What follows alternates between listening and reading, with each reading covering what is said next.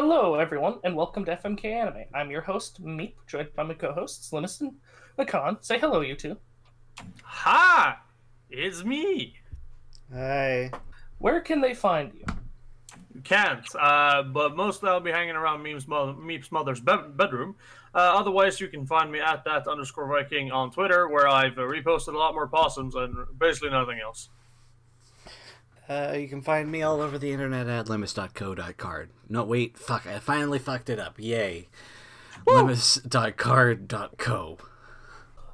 Hey, okay, I don't know what happened. I was typing something and then my Discord just froze. But yes, you can find me at soul_king at 777 on Twitter. But if you're a minor, do not follow me. I will take your feet and pin them to my wall.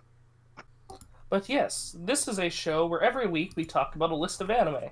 If the anime is bad, we can kill it. If the anime is good, we can fuck it. And at the end of each week, we can cut one show. Let's start off this week by talking about Aquatope of White Sand, Episode 4. The Gamma Gamma Gang work hard to set up for the touch... Wait, is this the... No, this is the wrong week. Aquatope of White Sand, Episode 5. Fuka's mom shows up to take her home, so Kukuru tells her to run away. Fuka does so until she meets the fortune teller, who says she'll take her to her sister's salon. However, last minute, Fuka changes her mind and confronts her mother, and she is allowed to stay in the Gamma Gamma Gang. Oh my god! Something happened! In an Aquatope episode! What? I mean, stuff is always happening, it's just smaller, more character-focused stuff. Yep. But, like, something that had, like, a rising tension and action to it, a force of antagonism, something! And yet, I still didn't care! Really? Okay. Again, it's a character-focused show. I just checked out. Sorry. I was just gonna say, I don't know. It's a character-focused show, and if you're not invested in the characters, then I guess I could see how you wouldn't like it. So I do have to post the very important question, though. Fuka's mom, does she have it going on? Honestly, a little bit, yeah. I just... My focus of the episode is fucking Kukuru and blue-haired boy's first reaction. Run away. You gotta run away. Run. Just love the fucking absolutely nerdy way they dressed her up as well. Yeah, these fucking dumb nerdy kids.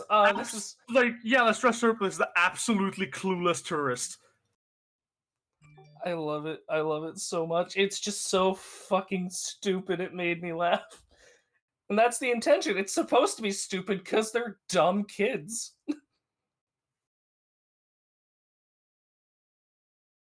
Exactly. God, this fucking episode, like Limit said, like, it has a lot of shit that's happening in it, and good God, was it a lot of fun stuff. We got to see more about Udon and learn more about her, and I just love her fucking outlook on life. It's great. I absolutely love how this seems like a town where everyone knows everyone. Like, that just gives such a rustic feel to this small town. It makes it feel alive. Like, yeah, no, it's a town where everyone knows everyone, because just people are that interconnected. Yeah, no, I mean, I live in a town like that, and it's very true to how it is. Like, it's hard not to know anyone in the town. Maybe that's why I don't... Sorry. I was going to say, maybe that's why... I'm you go. Alright, now Limit's go on. Say what you're going to say. Okay, fine. I was just gonna say that, yeah, I do too. And maybe that's why I don't like it, because I fucking hate the town and where I live. I was gonna say something similar. I do too. It's just you don't want to know the people here. I mean, it's sorry you live in a shit town, I guess, then, because the town I live in, the people around that you kind of meet who remember you by name or by family are some of the nicest people you'll ever fucking come in contact with. I still really like that about this show. It's just in real life, it's like, ooh, I don't like that I live this town, but I just really like this feel because just the fortune teller. I would have never expected her to come back, but Ah, like, the fortune teller, I love her. also, is the fortune teller Udon's mom? Yes, that was hinted at like 2 episodes ago. Oh shit! I wonder if they both beat up her dad for cheating on her mom. No, I love the fortune teller. She's so fucking cute, and she's like the perfect like nice mom. Like, yeah, no, okay, I'll help you out and your friends, and just being generally nice. It's just really fucking adorable. And I like how they actually she actually mom bod. She's a bit of a bigger lady, but she's bigger in more than just one area, and she actually has a like because most anime that do anime moms, it's like, oh well, these just look like supermodels, but in this, it's like, no, this actually looks like what a mother would look like. She's fucking thick. She thick, damn boy, she thick. But at the same time, like, sure, some moms look like that. Some moms do kind of get themselves back into shape afterwards, and get back to the really fucking slender body they had. I mean, moms come in all forms and shapes, but I mean, she's definitely shaped like a friend. Oh yeah, like just purely design wise, like the fortune teller really does it for me, and I hope we get to see more of her character. Also, just how Udon reacted to like the oh yeah, I'm running away from my mom who came here, and just the slightest bit of drama happening in this little town that really nothing happening is just the fucking most exciting thing to her. Yeah, it's great. It's so Oh fucking fitting because any gossip, damn, that sets the town afloat. yeah. Also, Kukuru's grandparents remind me so much of my own grandparents because they are like that. They're definitely the old school. Ah, no, come on, come in. You got to stay over for a bit. Like Yeah. like even to strangers, it is amazing to see just how sweet some old people can be because there can be some really crotchety old people, but then you have like little gems like these two. Yeah. I do have some technical stuff that I really want to praise about the show, though. The expression works on the characters are fantastic because there's a lot of detail and effort put into making their faces emote in a lot of different ways constantly when they just couldn't have if they so wanted to. And it just makes for a lot of great screenshots that I've been taking just because of the fucking faces they're doing, which are always going to be different and interesting and changing, which I really fucking like.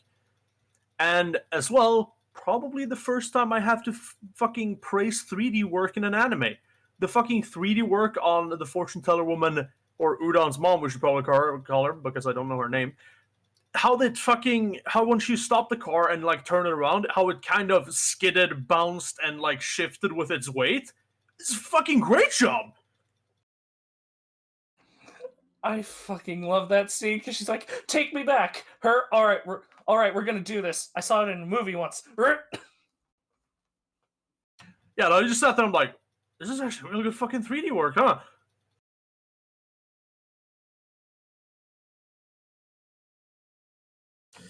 Um. Also, it's one of the best scenes the show's given us so far. In my opinion, is one that happened when Furuka came back to try and warn about the fish that looked sick and it already being dead when she comes back.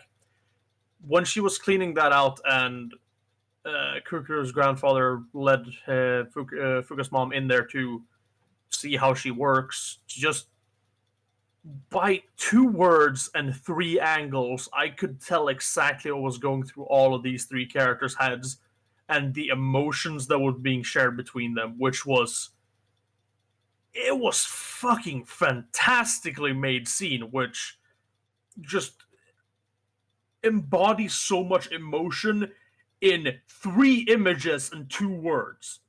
it's fantastic. I also like how Fuka's mom is definitely like, I can see where Fuka's mom is coming from because she never got to be a mother to her daughter, and her daughter left at a young-ish age, and she wanted to take this opportunity to finally be a mother to her daughter, and her daughter just keeps running away. Like, even to the point where she has to question, wait, did my daughter ever like aquariums? It's just like, you can tell where both characters are coming from in that, because she never got to be a mother to her daughter, and Fuka, in turn, has never really seen her mother as a mother. And it's just this really heartbreaking scene, and just that one sentence she asked herself.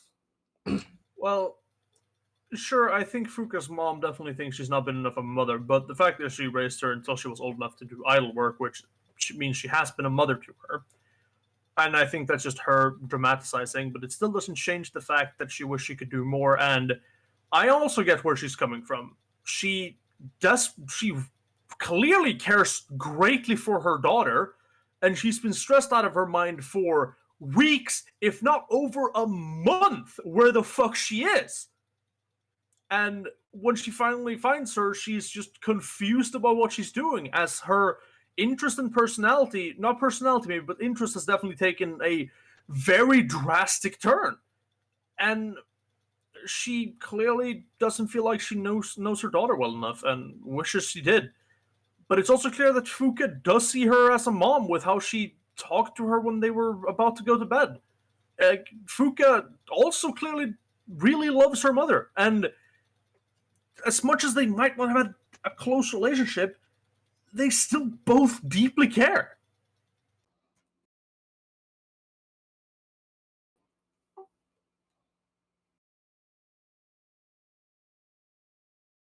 That's fair.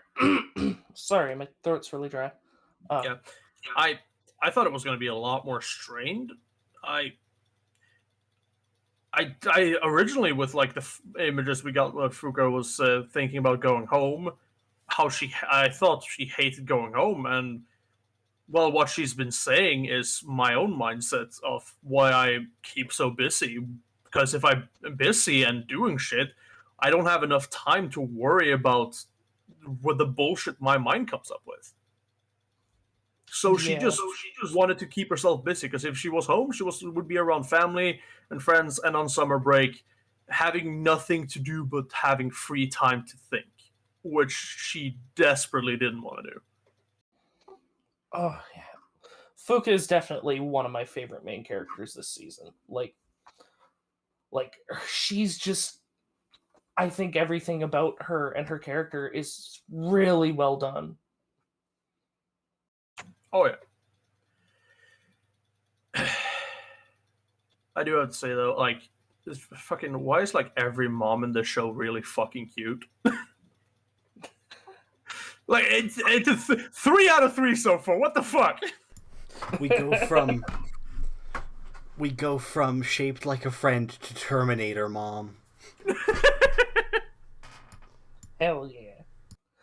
Are we ready for cards, gentlemen? Oh yeah, Sure. I'm ready. I'm gonna fuck this show really hard because, man, is it just, as far as a relaxing show for me, I really like this. It's super calm and relaxing, but when the tension rises, you can feel it. And I loved it. Like, just everything about this episode, this is my favorite episode of Aquatope so far. I really enjoyed it. Fuck. Yeah, I'm in agreement. This is the best episode of Aquatope so far, and as much as it really didn't impress me at first, what it's been doing is fantastic. And like I mentioned, I can see so many emotions. I can feel what they're thinking in their expressions and a few choice words alone.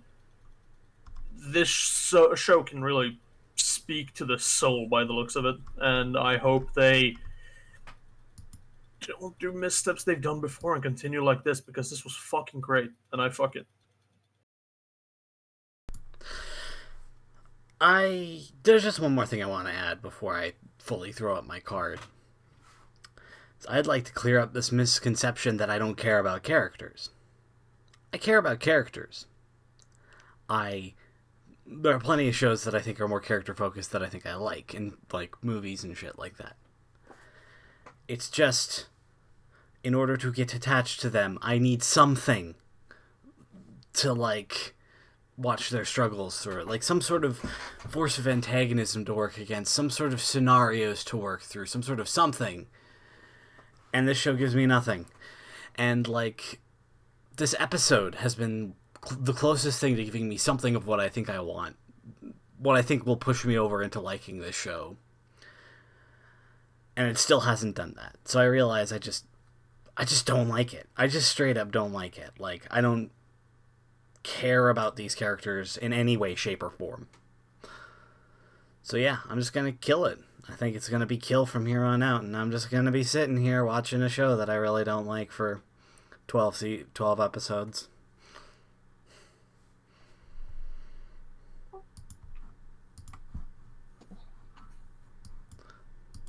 Well, that is 2 fucks and a kill for Aquatope, episode 5. Let's move on to Itaden Date. I was just about to say, wait, is this vengeance for Black Company, Meep? You're gonna make me suffer through Aquatope because I'm gonna make you suffer through Black Company. Meep just likes Aquatope, and so do I. And Livis, I get you. I feel you. I went through your situation. It's rough, buddy.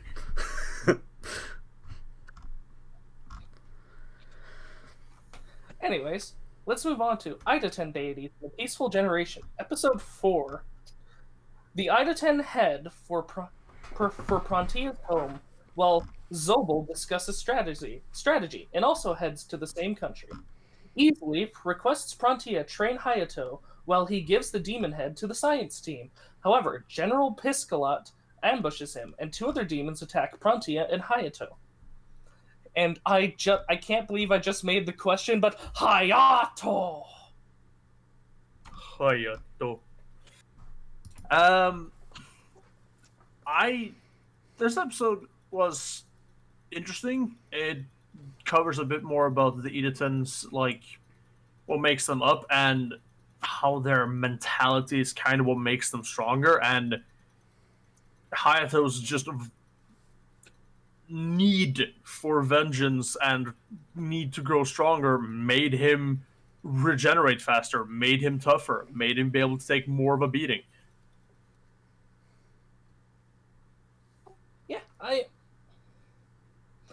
I definitely wasn't as hell yeah as I was with the last episode, but I still generally enjoyed this episode. Seeing the demons in casual attire, I just looked at Piscalat and like, God, why do you have to be so fucking hot? I hate you so much, damn it. I was I am a bit conflicted on how I feel about Prontia so far. Because I don't know if I'm the biggest fan of him. I definitely am not yet. I can see myself becoming, but as far as it is right now, he's kind of just a careless guy who is really strong and freaks out about certain things. I mean, who wouldn't freak out about hearing about the woman that tortured you for 300 years? I did feel that scene of him freaking out went on a little bit too long, because it was funny, and then it was just like, okay, I get it. Yeah, no, it went on a little bit longer than it should be satisfactory. I agree. Though there are things I like about him. I like his general happy-go-lucky attitude. Fucking greets, fucking, I keep forgetting his name. He greets, Easley by just lighting him on fire. Yeah. Also, That's good. hate to say it. Yeah, I hate to say it, but I feel like Paula is going to be the Sakura of this trio. I think you might be right, but at the same time, I think she's just not going to be a very strong combatant. I think her focus is going to be in other things as they get more involved with kind of fighting the human empire. It might be more of an infiltration, being able to, have control over animals and things. That's fair. It's just the way that she's sort of been treated so far. It's been like, all right, I'm gonna do this, and Paula, you're here too. Paula, Right. sit in the But I mean, background and look pretty. it also might be the thing of just she's not a good physical fighter, and once she starts learning magic, that might be where her Itaden proficiency really blossoms. True. I hope that's the case because I really don't want another case of this is a token female character. They don't do anything. They're just background Sakura. She sits on the sidelines and she narrates the movie. Yeah, it's also been linked that Itaden does get the more powerful the longer they grow, and she is the youngest one out of them. She, from what I understand, came into existence very recently. Eastley's been around for a while, and Hayato's probably the oldest out of the main three. So she's a reverse lolly. I see. God damn it. Listen, the reverse of a lolly. She looks old and incredibly beautiful, but she's actually like 2 years old. Ah, yes, Raftalia. God damn it. Yeah. I see something coming up with whole Prontia and who's the other girl? Rin. Where it's like Rin. Yeah. It seems that Rin is more focused on training her abilities as an Itaden through raw strength and physical prowess, when Prontia has completely ignored himself physically and has only been studying on Itaden magic. I can sort of see something going on there with that between the two, and those two clashing because of that. That's probably what they've been doing for years now. Well, Prontia was taught about Rin for 300 years and graduated from her training and then ran away from her and has just been doing whatever he thinks is interesting after that. Like he said, he's only recently started using, figuring out Itaden magic. Okay, never mind, I just forgot. Sorry, I was really tired when I watched through everything and I don't have the best notes. That's fine. That's fine. But at the same time, I think he is more interested in finding alternative means than, being killed for 300 years to become strong. One thing I wanted to ask, because there was a scene where you see Easley and General Piscolot they're in the room fighting, and then Easley walks into the light, but because the door opens behind him, Easley walks into the light, but Piscolot still can't see him. What? Do we get an answer of what happened there, or was that just a weird way they shot everything? No, she could see him. That's why she opened the door so there would be light again. She opened it so she could see him, and now they're just having a standoff because she's nervous. Like, fuck, he's more trouble than I thought he'd be. Okay, I guess it was just weird because after she opened the door, he's like, she can't see me. That's when he's saying she can't see me. I need to play with my smarts. It's just saying here but you're in the light. She can see you. Huh? No, that was when it was dark. She said that she can't see a thing, and he's like, okay, she can't see in the dark, or something like that. I don't remember him actually saying that. He's just like, I need to find a way to get past her and out that door. I can't believe this is where the proposal is going to happen. The ending is going to come true in this next episode. Easily did have a plan to capture one of them alive, and out of these three, I'm quite certain which one of them it's going to be. Oh, yes. Yeah.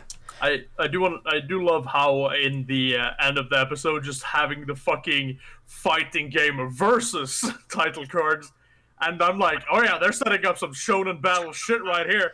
Yeah. Oh yeah. This episode felt like it was set up. And yeah, because I felt like everything else wasn't so good. It was very much a down episode. But yeah, we have enough tastes of what the next episode's going to be. We have 3 fights forming, and I'm honestly quite excited for Easley's solo fight. Oh yeah, I'm excited to see Hayato and Paula join up and see if Paula actually does anything special, or if it is just Hayato beating the fuck out of a guy. At the same time, I also love that promptly have pointed out what Hayato's problem is. Sure, he's durable and fast, but he's not particularly strong for an Itaden. Yeah. With that, are we ready for cards? One more thing. In the fucking... when they were looking through the security cameras, I love that the guy who had a fucking comb over, his name was Barcode. Oh, yeah. That was good. I like that. But other than that, yeah, I'm ready for cards. So I just wanted to bring up that because I'm like, alright, I gotta type this in my fucking notes. Yeah, bit more of a slow down episode, but it was a lot of setup. I'm gonna fuck it. I definitely still enjoyed it. Yeah, I really enjoyed myself with this episode. It's not as high intensity action or as funny as the other ones were, but at the same time, like, you can't go at a fucking you need to have some, downtime in a show of tension. Otherwise, the tension will, be exhausting eventually. And I think this served fine for setup and kind of a bit of downtime with that. And it had some more interesting perspective on how Itaden work, what the problem with one of our main characters are that is the strongest out of the three physically is, and how they're kind of looking to solve that. And I'm interested to see where it goes, so I'm fucking it.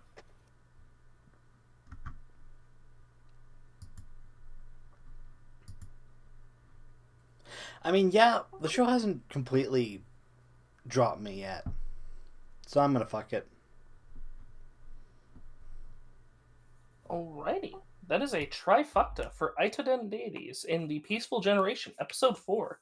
Let's move on to the case study of Vanitas, Episode 6. Vanitas, Noe, and Jian scare off Charlatan, but the Queen Fang attacks Vanitas after he puts down a vampire girl, upsetting Noe. A man called Lord Ruthven stops the fighting and takes them in as guests, while Noe confronts Vanitas in the bell tower. So, kind of the opposite of Itaden. This one had a lot of things happening in it. Actually, it gave me the same feeling. It's another, like, down period after a lot of action. But a lot more happened in this one, definitely. Really, Here's the thing. Yeah, I have a different opinion. It made a show of making it feel like a lot of things happened, but not of a lot of things really happened. Mm-hmm.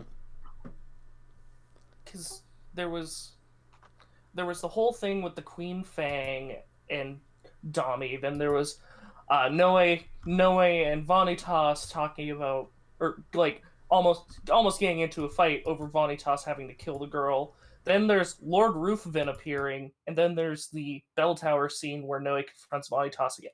I don't know, my brain felt really overloaded after this episode because I felt they may have put one too many plot lines in this episode, but not. I'm not going to say it's bad. It's just my brain hurt after watching.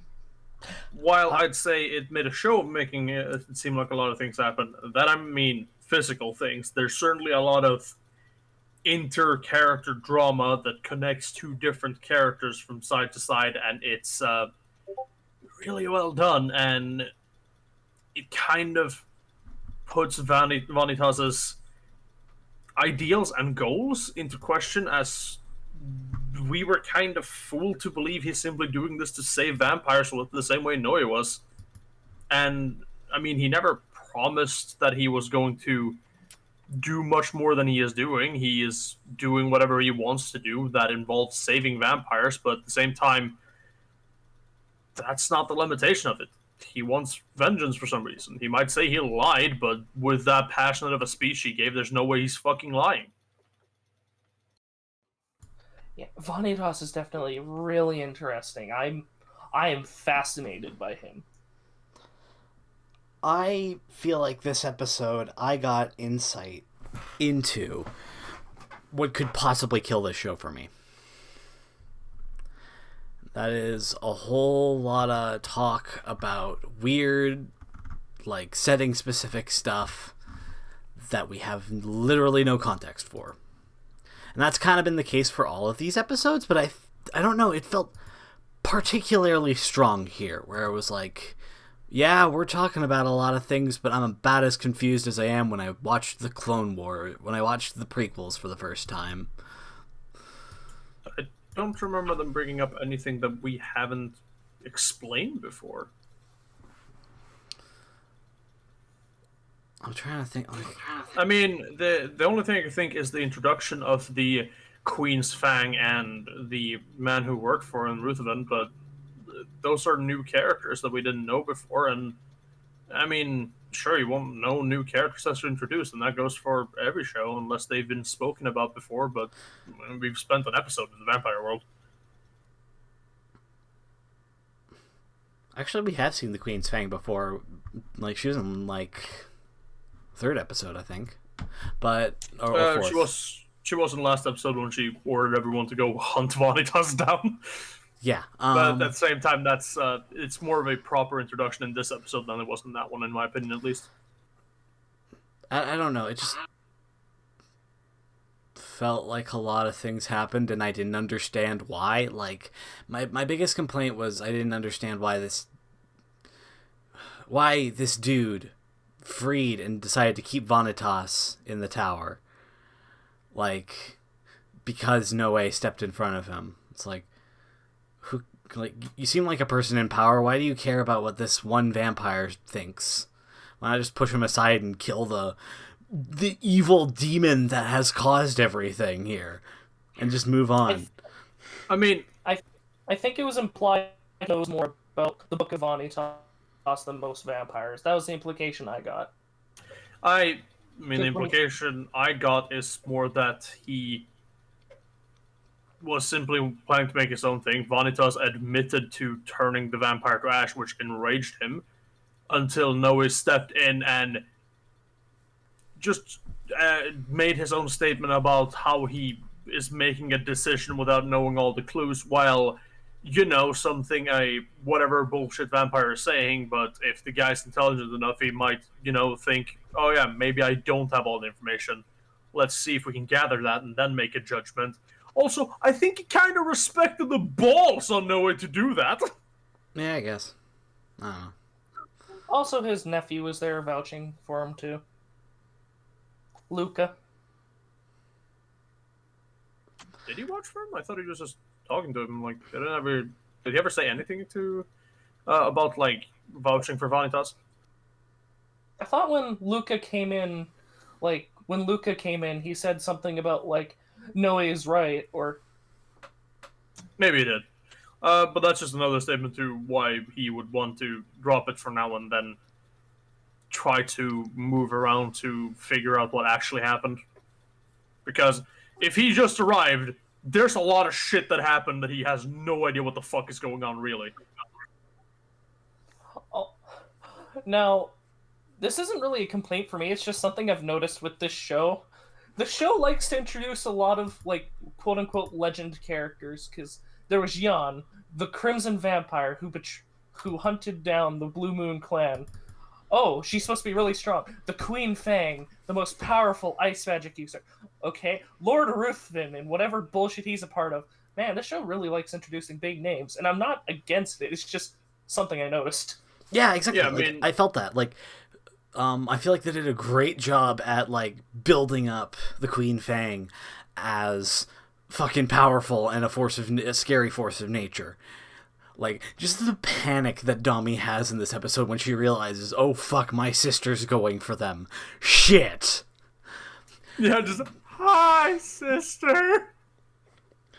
Like, that was great, and then she kind of gets bitched out by this one dude who's, like, less intimidating, but whatever. I think she's gonna show up a bit more, but yeah. I mean, I think he's less intimidating because he's not making as grand a force with his power as this woman is, but what makes him intimidating is that he could so effortlessly match her. That is what's intimidating by him. I hope her mask motif isn't, like, completely gone, because I've seen things do that, where it's like, here's this really cool part of the character's design, and we broke it, it's gone forever now, bye. Oh, yeah, I don't hope so either. I mean, I wouldn't be surprised if it's just a ball mask, but I hope she wears a more really cool fucking mask. Oh, yeah! one thing with her I'm curious about is because she seems to have something particularly against, or then again, this might just be, oh, I'm the vampire that isn't a part of the Blue Moon clan, so therefore we must kill Blue Moon. But I wonder if like there's a little part of her that hates the Blue Moon clan because of what happened to Louis. Yeah, no, that's also something I'm interested. How is she related to Domi? Is like if they're biological sisters, wouldn't she also be related to Louis? I But thought at the same Louis. time, Sorry. yeah, oh yeah, Louis was separated from the main family, so of course there would be more siblings. Yeah. And Domi came with him, or well, she came to visit a lot. Yeah, because Louis, when Louis left, Louis implied that his family had Dami so they could forget about him. Yeah. Yeah, no, so I don't think there's going to be any relationship between her and Louis, because I think she either didn't know he existed or didn't care, because she never really met him. Well, if she's Dami's older sister, then I'm not too sure. She probably would know him. Maybe Right. even before he was a curse bearer. Possibly, but like, if he was sent away and you grew up separately pretty much, then I don't know. I think the issue here is that we don't know when Louis became a curse bearer. So, I mean, it's clear she detests the Blue Moon either by what their society's been implanting in her head that the Blue Moon is simply what's causing the curse bearers, or if she has a personal grudge either with Vanitas or for something he or his book has done. either way, I'm excited to see what happens next episode because the talk they had on the bell tower, they said a lot of funny words and really convincing things, and I'm excited to see the fruits of their conversation. And Noah hit Vanitas with a smolder a few times. Mm-hmm. I was giving him the fucking bedroom eyes the entire time, though, with a knife against his throat. Goddamn vampires. Why are you so sexy?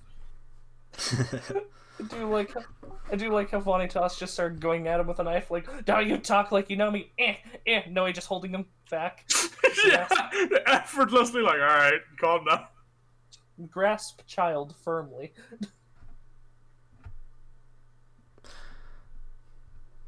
Yeah, but as much as I already found Vanitas an interesting character, I found him more so now that I can't be certain what his actual goals are. If it was just... Because previously I thought he was just a guy high on life looking to do good deeds to people who need them, like that he is only capable to do. But now it seems far more complicated than that. And I'm interested to see what the actual reasoning is. And I know I was really down on it when it happened, but I actually am happy we got that I killed Vanitas at the end of our journey thing. Specifically because they've been making Vanitas so ambiguous with his goals and, like, quote-unquote alignment, where now I'm just curious to see, does Noe kill him because he was actually, like, kind of malicious, or what? Like, I'm interested to see what happens with that because of how ambiguous they've kept Vanitas. And from what we saw as well, Noah is apparently either writing a letter or a book about the events of this, and that's kind of where the narration from him is coming from. So here's the thing as well. If it's him writing a story about it or a letter to someone informing of the events, it's possible that he has faked Vanitas' death for some reason. And we're going to find out what happens. Well, do you have any other thoughts on the episode, Linus? No, I just felt lost and confused this episode. Like, I think that was just because, like, yeah, I was overtired when I watched everything. Because, I don't know. Yeah. Well, then, if we're ready, shall we hold up cards? Yes, I just want to say, overtired sounds like a really lame superhero. Damn it. That sounds like a... That sounds like a perfect My Hero Academia quirk. I know, right? I never can get I can never get the right amount of sleep. I mean, yikes! You joke, but there's a couple people like that. But I mean, not What a insomnia, damn like shame. completely incurable. You are always tired. From the moment you came out of the womb, you have never gotten enough sleep. What a horrible life. Either way, let's go to. I'm gonna fuck this episode. I enjoyed it. I think it's just as simple as that. I enjoy the things they're setting up. I enjoy the extra ambiguity and how my thoughts on Vanitas that I thought I had down pat was thrown on its head because clearly I just bought everything at face value that was said. And I enjoy that the show kind of made a fool of me for that. I usually have a problem with shows insulting me, but it being through the eyes of another character as well made it feel less so. Made it feel like it wasn't insulting. It was simply that the force of charisma from Vanitas is proficient at deceiving people. I'm fucking it if I didn't say that. Yeah, I think I've said as much as I could about it. Oh, except for the fact that we have increased the child body count from 5 to 6 now. I feel like that should be noted. I feel like this number is going to continually get higher throughout the series, so I'm going to keep a tally. And Kick the baby! yeah, I mean, like, as confused, as dazed and confused as I was through this episode, it's not enough for me to kill it. It still seems like it's going to be the best show of the season to me. So I'm going to fuck it. Alrighty. That is a trifecta for the case study of Vanitas, episode 6. Alright, and with this, let's move on to Remake Our Life, episode 6. Tsurayuki is unable to pay for his tuition, so Kiyoya and company decide they will help him by making a doujin game. After borrowing the name of the Pink Lollies company and getting a well-known background artist on board, Tsurayuki's fiancé shows up at their front door. I am happy that they didn't fully dive into the love triangle stuff, and now they're going back into the creative aspect. They're making a game. It's interesting. We get to see a little bit of the process. Sure, yes. On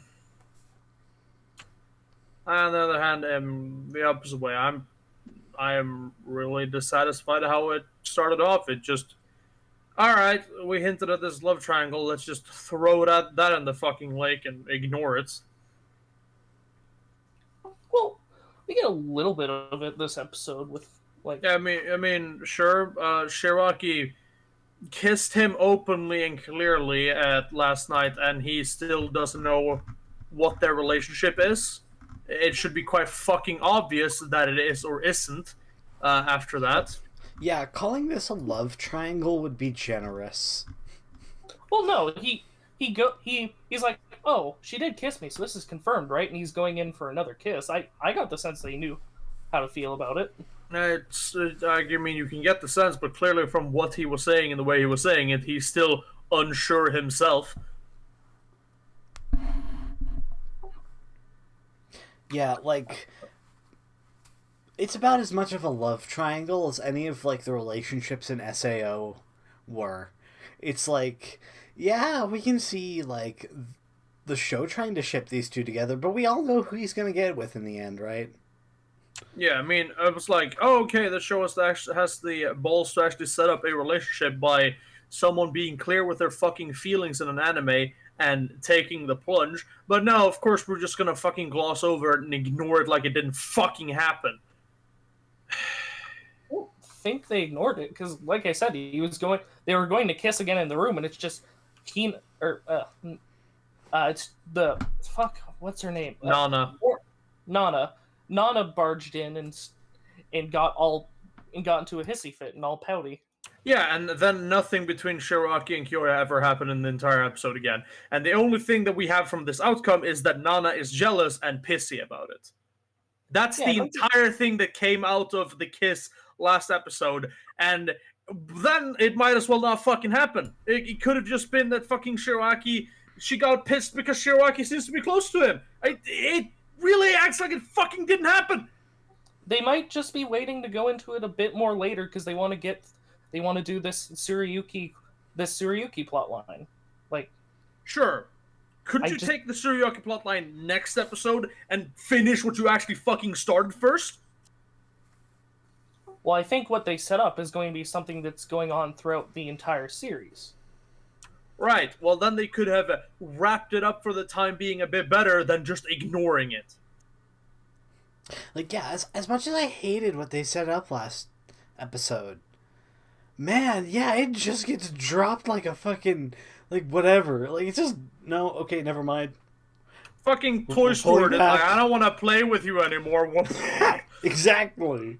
It's like, outside of the one scene at the beginning, and it's like a joke, and it's played off for a joke that has been done, like 2 other times in this show. Yeah, and that's been done in every fucking show with Kiss almost happening ever. Oh no, Kiss got interrupted. They're embarrassed.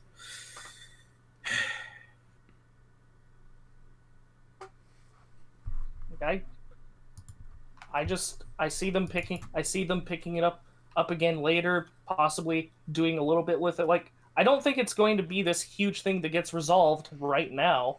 I mean, if you buy a $10,000 vase and you drop it from 2 stories up onto a ceramic floor or like a fucking onto the like fucking pavement, sure you can go pick up the pieces, but it's still broken. I don't think they broke it. It's just not something they're fully diving into right now. They're doing the Tsurayuki plotline with his fiance that he wants to run away. I am curious about that, the whole fiance angle. My theory is that Tsurayuki is gay and doesn't want to get married. What do you guys think? On that part, you know, I think he kind of is maybe a bit gay, but at the same time not. I think he's just uncomfortable with being forced into a marriage. I don't know. I thought it would have been way more interesting if he was actually, like, being chased down by the Yakuza. But nah. I mean, she might still be the Yakuza. See, I just want the reveal that he's actually just gay for the main character and set up a love square. Yes. On other points, I do enjoy what like lengths and descriptions and actual like talent drafting went into of the game they're making. I still find it a bit weird that this like what fucking how old is Kyoya at this point? Like 16, 15? Kyoya? No, they're in college, so he'd be 19 or 20. Oh, okay. Alright. Okay, that is not Asword. I'm like, why is this guy suggesting they make a porn game? I thought it was funny how he was like, yeah, let's make a Dojin game. I've made these before. Everyone else is like, what the fuck is this? What Yeah. are we doing? Just fucking both the girls who list were like, here, fucking play this porn game I like. What? And then Nana just comes out and starts beating him with a pillow. I love how, like, just Shinoaki takes it in stride. Like, she has no reaction. She's just like, whatever, porn, I don't care. She was like, I didn't really know what was going on, but it seemed fun. And she's like, that's way more than just fun. I know it's setting up like Shoraki being like kind of naive to what sex is all about, but it kind of just gave the feeling she's like, yeah, they're fucking whatever. Sounds fun. Yeah, I want to believe that one because, like I said, if they ever when they do go into that, like the whole relationship angle, that would be interesting. Be like, yeah, Shinoaki's just really comfortable with sex and sexual things. Neat. But meanwhile, my favorite of it was fucking Tsurayuki being like, "What the fuck is this writing? It's so bad." It's just how they're written, man. Yeah, he's like, yeah, I mean people play this kind of expect bad writing. It's a porn game. Get some porn acting. But as much as I enjoyed like the scenes and everything that happened during the game development, the relationship dynamic between Shiraki and Nana didn't really come up before, apart from like the beginning. And after that, it was just fine between the three of them. So nothing really happened there either. Like I said, I think they're just focusing more on the Tsurayuki plotline because the structure of this show seems to be they went through Nana's plot. They went through Nana's plot line with her singing. I think they're going to go through this plot line with Tsurayuki and his fiance. Then they're probably going to do something with Shinoaki, which is where the whole relationship angle is going to be explored. Yeah, like we're obviously going down the list of our main characters, and we're dealing with their problems one by one.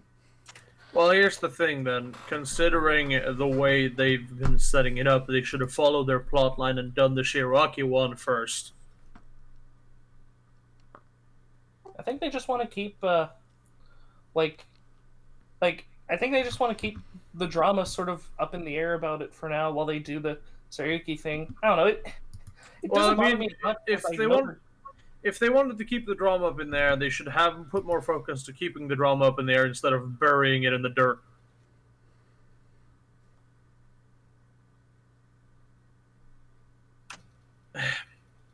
I have a lot of that pisses me off because I was expecting this show to do more with that, but they really fucking didn't. I did really enjoy fucking Tsurayuki's reaction to being asked to write sex scenes. Just how much the guy freaks out, just grabs Kyoyam and just drags him into his room like, come with me. I have no experience with this, Kyoya. Oh, it's okay. People who don't have experience with it make them all the time, aka everyone who's ever made a Dojin game. Oof. That's right, I'm calling you out. I'm calling you, the audience, out. Yeah, and here's so that you might not expect. Maybe they have me. Meep, why do you call me out like that? How did you find my secret writing files? Oh no. Well, you see, I hacked your webcam and then saw your password on a notepad. Joke's on you, I don't have a password. That's what makes it easy.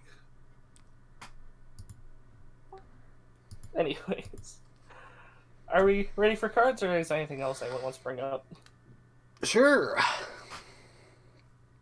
Yeah, I'm ready.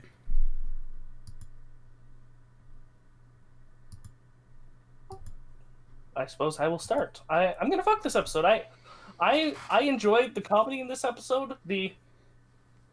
I still enjoy Kyoya, and sure, the whole love triangle thing got dropped off for now, but I see them picking it up again once the Tsurayuki plotline is over with. I mean, if they don't, that feels like a major dropped ball, but I feel like that's something that no human being should ever be like, yeah, let's never touch this again. I think they're just putting it off for now, and I don't mind. I'm enjoying going into Tsurayuki's whole deal because I liked what we got with Nana, and I'm liking what we're getting with Tsurayuki. So I'm gonna continue fucking and see where it goes. You wanna go first, Lomas? Sure, I'll go first. I was gonna fuck this episode, but some interesting points were brought up about how they just, absolutely did drop that plot line. And going off of what the precedent set, the precedent set by last episode and by this just dropping of the plot line, I'm feeling more like, why should I care about whatever this dude's gonna go through with his fiance or whatever? Who knows? They might just drop it immediately after it's half resolved. Who knows? So no, I think I've hit my goodwill has been used up for the show entirely. I just don't care anymore. None of it feels like what I want out of the show, what I liked out of the show, has just completely gone away after the third episode, and it's not going to come back. I've accepted that.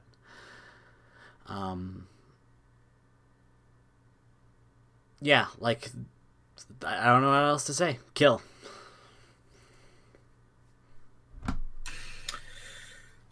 I'm also killing the episode.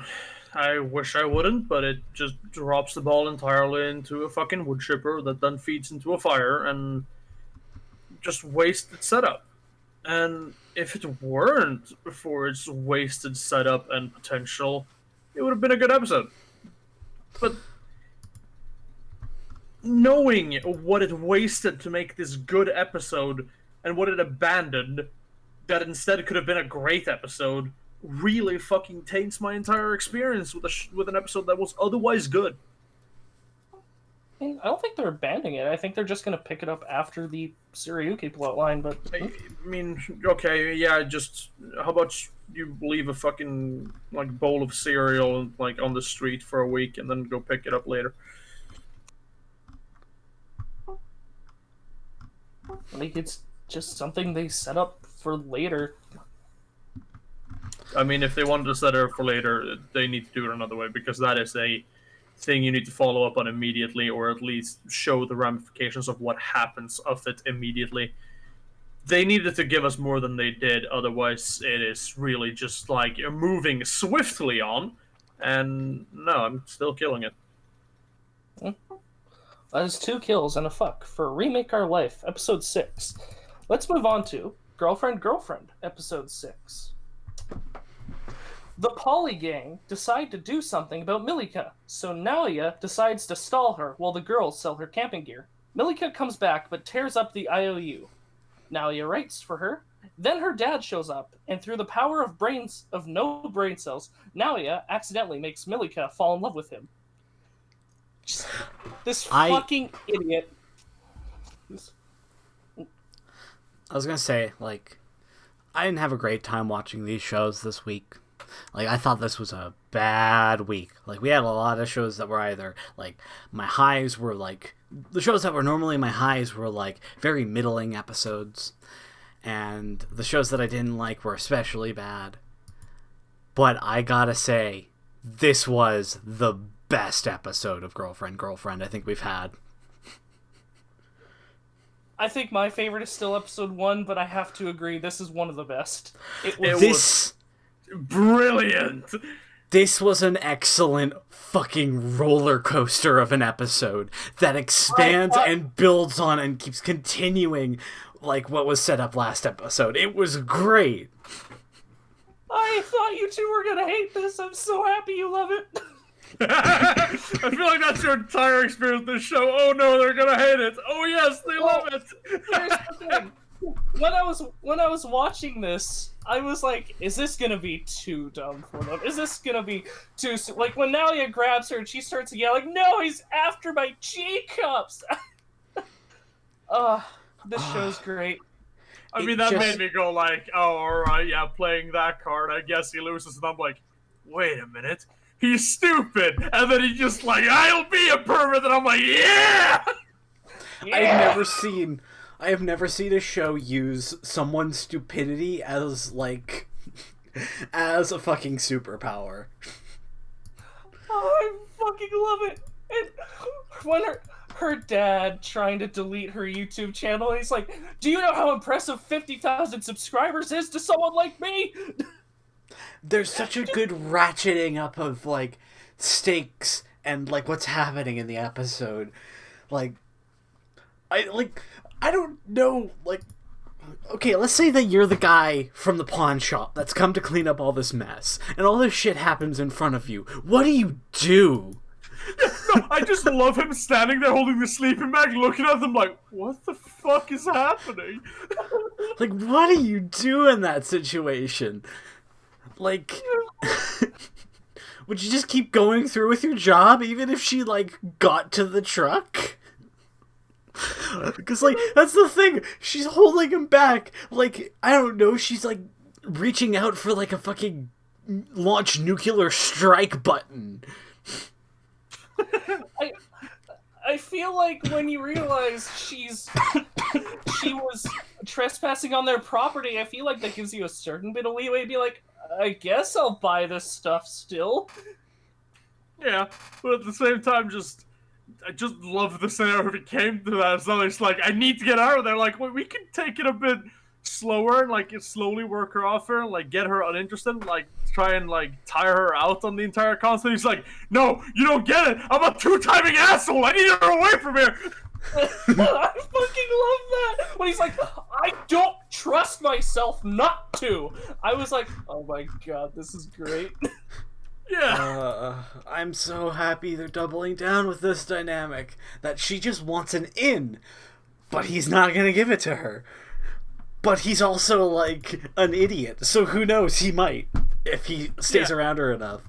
I thought this episode was just gonna go straight into like, oh wow, she's so tough, I respect her, but it's clear that he fucking respects her hustle and how far she goes, and he's willing to fucking fight her dad for it.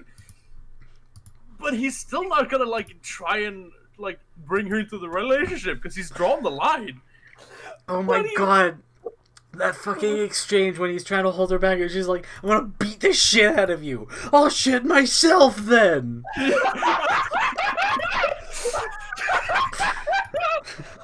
Yeah, I'll beat you until you shit yourself. I'll go ahead and shit myself then. No! Like, the sudden impact of her fucking beating the shit out of her. There's so many good, like, peaks to these, like, events and moments with great comedy. There's so much good comedy packed into this episode. Yeah, Milika's dad comes back home drunk and she beats him up. Yeah, I fucking love the exchange where Nalia keeps saying things to the dad, and Milika keeps going, he gets it, and then his girlfriend's in the back, stop fucking talking, Nalia! Like, it all of a sudden became this sudden tense moment of, like, this tug-of-war match between, like, Milika and the other girls of, like, oh shit, is he gonna win her over, and is he gonna accept her? Who knows? He's a fucking idiot, we can't read him! What are his intentions? And here's the dilemma it sets up. The reason why he turned her down is because it wasn't him she wanted, but now she wants him. Yeah, and which means he's probably going to be forced to accept her by his own morals, because either she is going to find out why he accepted Nagisa and bring up that argument, or Nagisa in her very, like, kind of naive but well-meaning way is gonna be like, well, she clearly likes you the same way I did, and then he's gonna go, fuck, she's right. I did not expect going into this, like, looking at the characters and everything, like, this dude looks like your generic, like, harem protagonist. He's the character that you expect that's just gonna be a blank slate for you to project on. I did not expect him being one of my favorite characters of the season.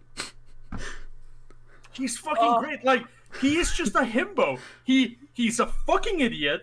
He's just constantly doing dumb shit. He's fucking driven by whatever the fuck base instinct he has, but he always means so well. He just wants the best for everyone. And he was okay kicking her off his lawn and was like, yeah, I mean, I'm okay with her hating me for doing this, because it's better for her to leave than to chase this that's her, like, gonna be harmful for her. But when her dad is threatening to take away everything she worked for, that's not something he can accept. Like, the show is stupid fun, but the character is just really fucking good as well. People hate him. I don't understand why. Like, people just look at him and think he's a fucking irredeemable asshole, and I don't know why. Just because he has 2 girlfriends? Why? You want to know why people hate him and this show so much? Because they're afraid of poly relationships. Because they wanted the quintessential quintuplets, but again, I learned that when I found out this studio that's making this made the quintessential quintuplets, and finally, everyone has been complaining about, you shouldn't have 2 girlfriends, you need to choose one. This show doesn't have good writing, it's not introspective, it doesn't go into all these deep things, it's bad. They finally clicked when people were saying that. It's because they wanted the quintessential quintuplets, but again. Here's the thing, though. Probably a lot of people have seen this one that haven't seen quintuplets, and a lot of the arguments are probably still coming from those people, and it's just that fucking the general smugness of a lot of anime fans being, this needs to be high-class, highbrow humor to be funny. I can see that this is just dumb fun, therefore I am above it. Says the guy weighing 500 pounds sitting eating Cheetos in his fucking basement. But I also see a lot of people, like, comparing this to shit like Domestic Girlfriend and, what's the other one? and Rent a Girlfriend. Rent a Girlfriend, and I'm like, aren't those like I haven't seen those shows, but aren't those like romance dramas that They like are. had a shitty aspect, that had like a shitty twist to them? Yeah. And this is like a comedy, so like I don't understand where people are coming from. Like, Yeah, this is you can't- purely just a good fucking comedy. I don't know what. Yeah, you can't compare this to like romance dramas. You need to compare it to other stupid fun comedy. I would compare this to like what's the show? My Girlfriend is a Show Bitch, which is just a fucking guy asks a girl out and she's the most raunchy motherfucker there is, and he's just too pure to fucking handle that. And the fucking one anime where dirty jokes are outlawed. It's on that level of stupidity I would put the show, and that's the kind of shit you need to compare it to. Yeah, there's this stigma going around that dumb comedy and stupid like quote unquote stupid shows are equal bad, and I don't like that because I think there is a perfect storm of cheesy writing, dumb comedy, and just over the top that makes something great. It doesn't have to be a well-written thing that explores these introspective topics. If it's fun and just a good time, it's still good. I mean, that's why the anime community's kind of made a differentiating by things like this, because that's why they have the differentiation by calling shows trash and calling them garbage. Because this show, by all means, have no right being this fucking good. It is really just supposed to be bad, but it's good, and therefore we call it trash, and because we are the trash gang, trash is delicious. Yeah. But when a show is garbage, then it's just bad and irredeemably so. And the anime community has made that differentiation and sticks to it like it's a fucking genre. Yeah, like, one of my favorite anime of all time is like this, Killing Bites, because it's just dumb, fun, stupid, over-the-top action, but it's great. And it also gets really trashed because it's not my highbrow class of entertainment, but just get off your high horse, dude! It's just dumb fun! It is... Yes, I'm wearing my top hat and monocle. Mommy, is the chicken tendies done yet? It's just...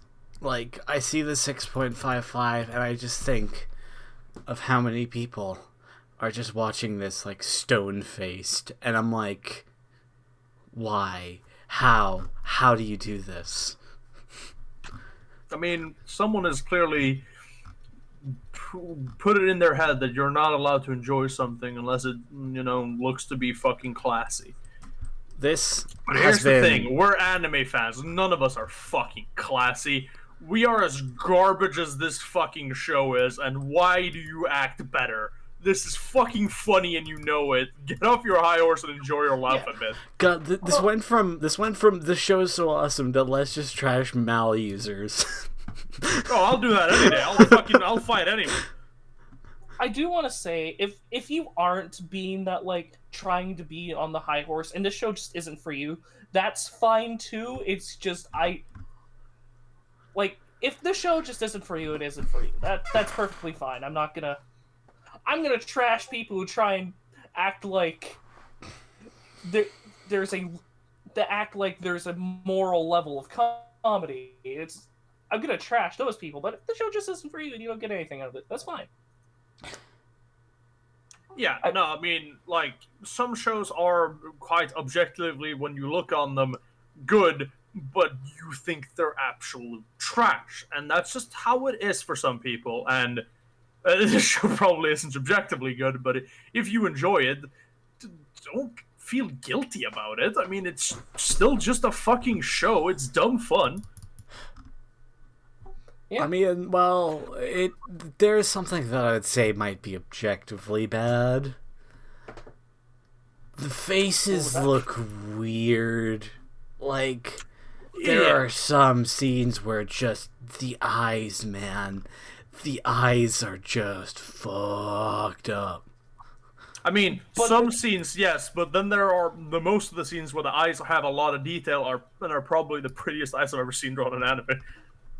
And there are also the scenes where they just take on these over-the-top expressions that I love. Like, whenever they do, like, their scream, and they just use that same, like, the same expression for it, it always just, it's so over-the-top, and it sounds like they're shredding their lungs. Uh, Uh, no, Although it's just a lot of fucking fun. although the show does have a shoestring budget, I won't deny that. Oh yeah. Yeah, and I mean, I'm not saying the show doesn't have its faults. It's just that we all fucking love it despite it. It's just like, fucking talk about sleeper hit of the season. No, girlfriend walked in and put their dick on the table and just told us how it was gonna be, and we went, okay. I think all of us went into it expecting to hate it. I know I did. I went in just thinking, alright, let's see what the fuck this is about. Oh yeah, I was expecting to be killing this day one. I was surprised by how much I liked it.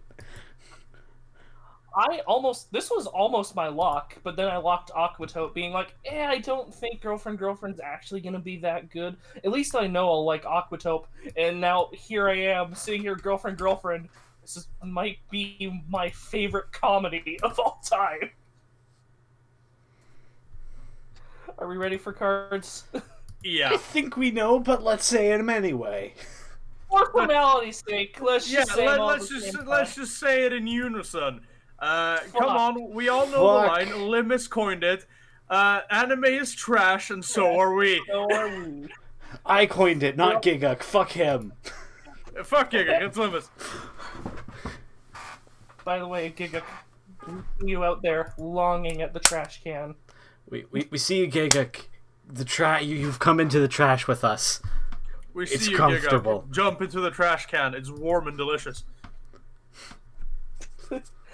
I love the show, you guys. But now that we have a trifecta for it, it is time for our last show of the night. Holy shit, we've only been going for an hour and 15. We only have one show left. Wow, that was yeah. Yep. I mean, we have less shows now, and we tend to talk about them for 10 minutes each. Let's move on to The Dungeon of Black Company, Episode 5. Nino, Mia, and Rim are transported to the future of the alternate world and must take on the Demon Lord to get back. With the help of a femboy, he meets General Ant, who is really just Ant A, and this time he brings capitalism to the ants and becomes a general. He really did get fucking isekai twice! It's like, I like the opening gag with him isekaiing himself back to the real world, but with Rim. I kind of wanted to see that reality. I wanted to see that reality so bad. Yeah, I was like, is that fucking happening? That'd be so fucking funny. And then they hinted at the beginning, I'm like, no way, I was right! And then he woke up, I'm like, yes, it's a double isekai, but it's the double isekai reach around. Uh-huh. And we got it up, and it's like my first opinions of it was, fuck, god damn it, we have a lolly on the team. And then I quickly changed to, fuck yeah, we have a femboy on the team. Just love how he fucking figured out, just fucking pinched his joke and went like, you're a fucking guy. Grab him by the pussy. Grab him by the balls, I guess.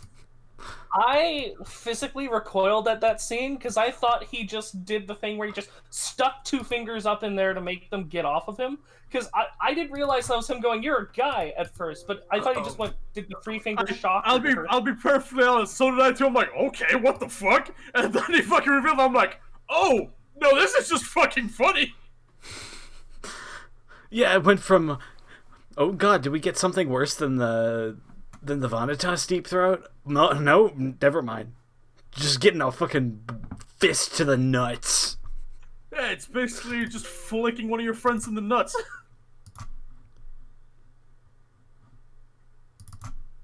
The silence speaks volumes. That's not a thing you guys experience. I've experienced it. It is. It's just I'm not I'm having some struggles with OBS right now. Trying to change screenshots. Sorry. No, I enjoy the stupidity of this show. Like, when the guy was trying to, like, convince him, like, yeah, you need to save the world. And he's like, no, I'm not fucking doing that. Just pulls a gun on him. Yeah! And then when he puts his down, Rim tries to fucking eat it. Eat the gun! Yes. I wish there was a text so I could screenshot her trying to eat the fucking gun. There's also just a really cute scene at the beginning of, like, Rim just, like, shadow boxing in the corner. Yeah, just fucking, alright, Rim, I'll feed you later, dude, and punches the wall, and just like, yeah! Just ready to go. I really liked this episode. Like, I didn't realize how much I needed a change of setting in the show. But this move to a more futuristic, post-apocalyptic version of the world that we've been in for a while is interesting. The one thing that I'm not quite sure on is I'm not sure where we're going with this exactly. Because, like, it feels like Ninomiya has done a complete 180 when it comes to his outlook on things and how he wants to get ahead. Well, I guess that's just because the situation has changed enough to be that. Yeah, I mean, his outlook originally was to get away from doing as much work as possible. I think he's still doing that, but I mean, he's clearly had to do some hard work, which is kind of changing how he does things. And at the same time, I still think he's just taking the path of least resistance to whatever outcome he's looking for. Oh, yeah. Path of least resistance that, you know, is beneficial to him. Yeah, I don't know. And as far as the entirety of the scene went with Ranga and just like fucking, why did Ninomiya goes like, why did you do this? Well, the fucking prophecy said that the fucking magic user's a priestess. Considering the only person we had with magic was like, yeah, we had to make them into a fanboy. Fucking stupidity of it all. But, like, apart from that as well, I just really like Ranga as well. Their personality's fucking fun. They generally add quite fun stuff. Rim's, starts kicking this fucking guy that ran into the palace, and she's like, oh, what's this? And just starts beating it up as well. It kind of reminded me a little bit of Felix from ReZero. Is it just because it's a girly guy? No, just the attitude they take, where it's like, I'll make you fall for me, while, like, doing the finger thing to his chest. I feel like I remember Felix doing something like that to Subaru. Probably.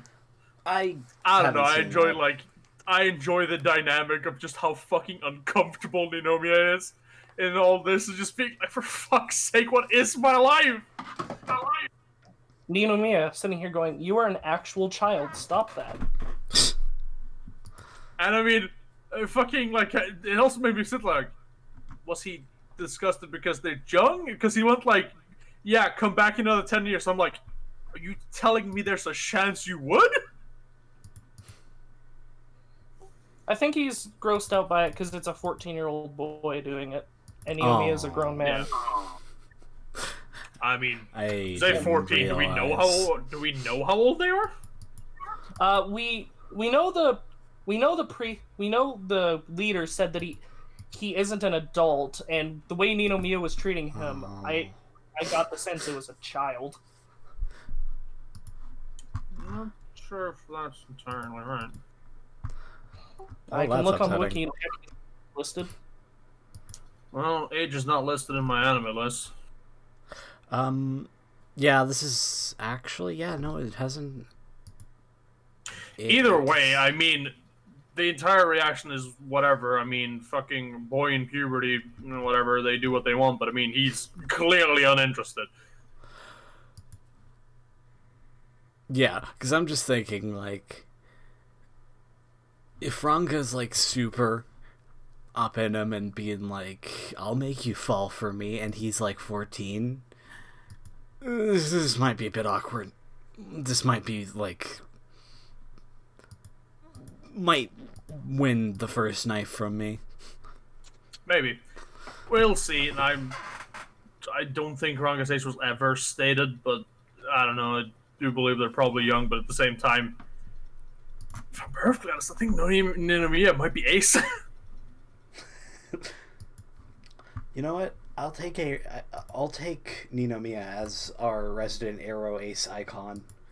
I mean, if we're perfectly honest, does he look like he fucking cares about that? He just wants to live comfortably, alone! Oh, hell no. Like, you think at, like, the Playboy status he got in the main world, he'd have, like, a couple girls around him, but nah, he's just chilling in his tower in a Speedo, laughing at the peasants beneath him. So, no age is stated, but it, like, where any age would be stated, all it says is Ranga is a young boy with short purple hair. So, the way to me that they were treating Ranga, it felt like he was young, like 14, and like I think it's probably kept ambiguous. Like, he is under 18, but you don't know what age he is. I don't know. But I mean, to be fair, we don't know the age of anyone in this fucking series. Yeah.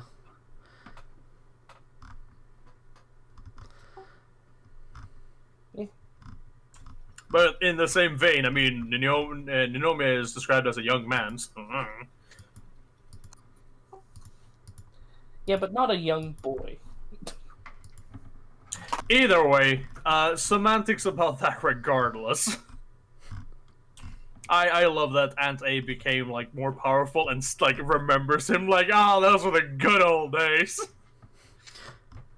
Do you think that they're gonna get Isekai'd back? At some point, I think they are. I think he, at some point, is gonna solve what the fuck is happening in the future, and that's gonna make, like the old guy said, like, beating the Demon Lord opens a poor pathway back to Japan or whatever, but it's just gonna bring him back to the other world, and then he's gonna, use whatever the fuck he got from there, or bring back all the other people from the future or something. I don't know yet, but I'm interested to see what happens, because the moment-to-moment shit is fucking funny. Yeah. I mean, I'm ready for cards. I'm ready for cards, too. So am I. I guess I'll start. Yeah, like, it was a good episode. Like, needed change of pace, it feels.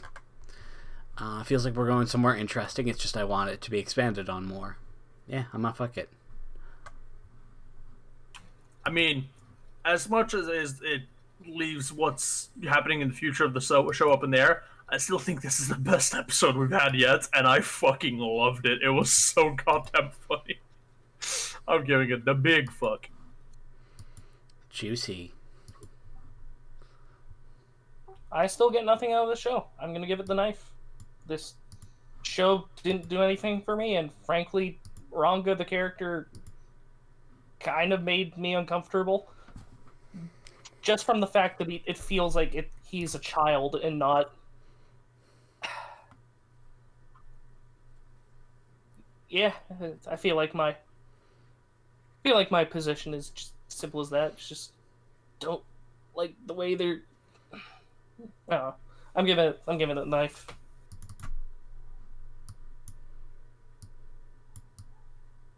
But with that is all of our shows, and Remake Our Life is dead. Remake is dead, and I have killed it. I'm gonna keep watching it though. I'll probably pick it up later once it's out, so I can just binge it. But it really did leave one hell of a sour taste in my fucking mouth. I think we're at the point where no matter what dies except Dungeon, I'm probably gonna keep watching them anyways. No, you need to finish Dungeon now, Meep. You're in too deep. No. By the way, no, I'll take that afterwards. Never mind. I won't be continuing Remake. Like, it has burned all of its goodwill for me. Like, the only thing that was going to keep me on after that after the fifth episode was the fact that I have to do it for a show. But because we forgot last week, and we had something die this week, last week we forgot to do the whole thing where we rated what we dropped. Right. Duke, I still have rated at a 7 out of 10. Maybe gives Duke a 7 out of 10. I want to give it a 5. It was completely middling for me. I give it a 2. Wow. I had no fun. There was like a joke that made me go once in like the entire series, and otherwise I was just annoyed, angry, or fucking waiting, counting the seconds for the show to be over. It's so bad. It just bored me. Like, it didn't, like, offend me or anything. But, hey. It didn't offend me, I would say. It was just so egregiously awful. Alrighty, and as far as Remake goes, I think I have Remake given an 8, but let me just recheck. No, I have Remake a 7. I'm actually going to bump that up to an 8, because that's personally where I feel the show is. As it stands right now, I would place it at a 6. After where we went, 4. Like, yeah, 4. The fact that it dropped shit, like, dropped plot lines like that so fast, like, nah. That, like, knocked it down like a peg or two for me.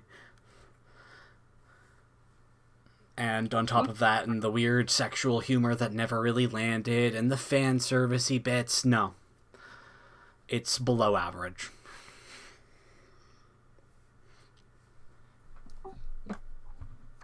Well, mind if I do a little bit of a graveyard tour? I don't mind at all. Go ahead. Sure. Alright. I watched episode 6 of Duke, where they ended up going to the Witch's Sabbath.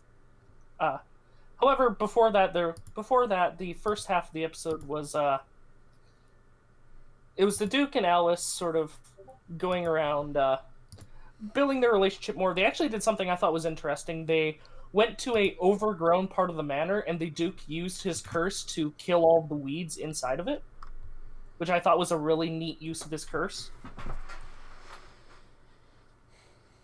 And yeah, they did some stuff like that in the first little half, and Alice had this really cute moment where she was upset that a cat tore up her dress because it was the one that the Duke said looked nice on her. And it was just this really cute moment because the Duke was like, "Oh, you remembered that." But then they went to the Witch's Sabbath, which I thought was actually really funny because Zane and Cuff took them.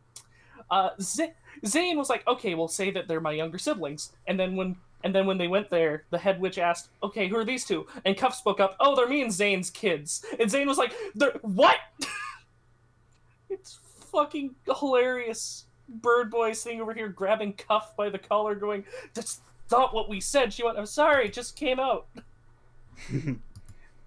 Then when they were actually doing stuff at the Sabbath, they made all these horrifying things sound really cute. Like, "Oh, if you want, okay, we're going to be raising funds for the genocide for it was like the something genocide."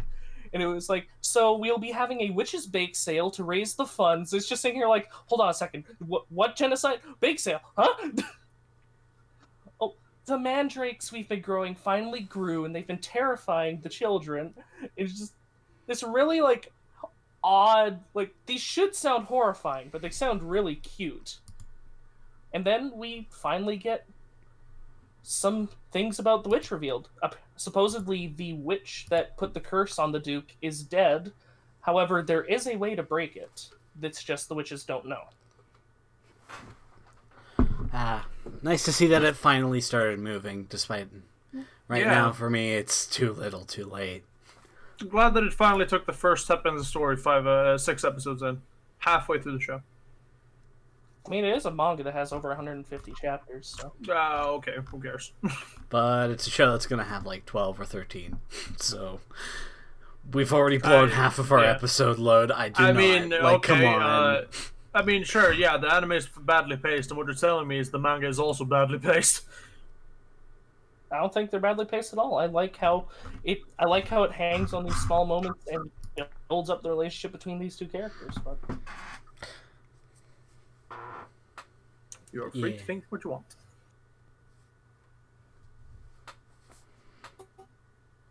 alrighty,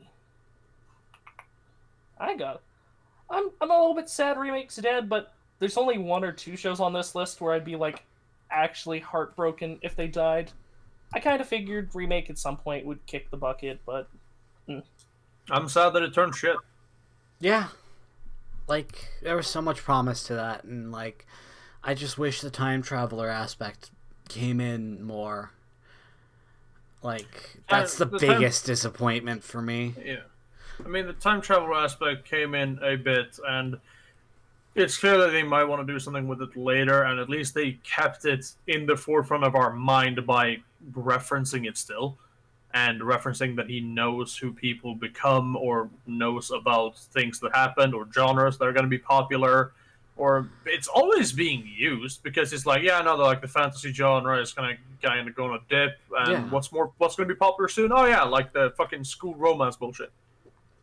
Like, I think like the time travel thing was used well. It's just the other shit was good, and then they made it bad by just abandoning shit. It's like, yeah, I didn't have the confidence that this would continue to be what I liked from it in the first couple episodes. Yeah, I mean, I think Meepa knows that about me at least, that I really don't like when a show perceivably abandons its plotline it's set up, or it might come back to them later, but I don't like it when it leaves them unwrapped up and just kind of leaves them open. It's, unfortunate. I personally like it because, well, in real life, sometimes things like that don't wrap up quickly, and I don't know. I mean, but in real life, you can't really ignore it when someone just kisses you. I mean, and he didn't. They were gonna kiss again, but they got stopped, and it didn't focus on that. And then he ignored it for what, like 3 weeks? I don't know, but anyways, we've talked about that enough, I believe. He didn't ignore it. He was just working on other stuff, and I don't think it was for 3 weeks. It was like for a few days. Either or. And he's busy making a game. It's not something he's thinking about at the moment because, like we said in Aquatope, when you're busy doing things, you don't have time to worry about every little thing. Like I said with Aquatope, when you're busy doing shit, you don't have time worrying about the pointless shit. And for me, that's the weird, dark thoughts that my mind brings up that I don't want to fucking think about.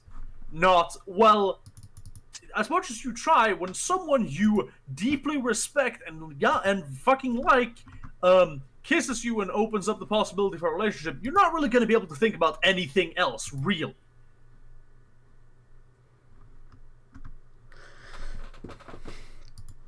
But yeah, I think with that, are we done? Was that an episode, you think? Yeah, that's certainly an episode. Yeah. Alright, Meep, where can they find you? Find me at soul_king777 on Twitter, but do not follow me if you are a minor. I will cut off your feet and boil them in a pot. McCann? You can find me on the shores of Finland, crying in the rain as I bury the broken remains of Remake Our Life, as it seems to have so much promise. It's a shame I had to kill it when it was so young. Other than that, I'm on Twitter at @_Viking. I do some shit there sometimes, maybe not. I posted a tweet about PETA enjoying sucking cow tits, and it got about 4,000 likes. That was fun. And you can find me at limits.card.co, where I've been thinly spreading myself across the internet. Where you can find me at places like twitter.com. But not today, because apparently today is International Vor Day, so I'm staying away from that hell site. Yeah, no, I was gonna open Twitter to look at my tweet, and I think I'm just gonna close it instead. Be warned. It was least girlfriend lives another week. Yeah. My true child is safe.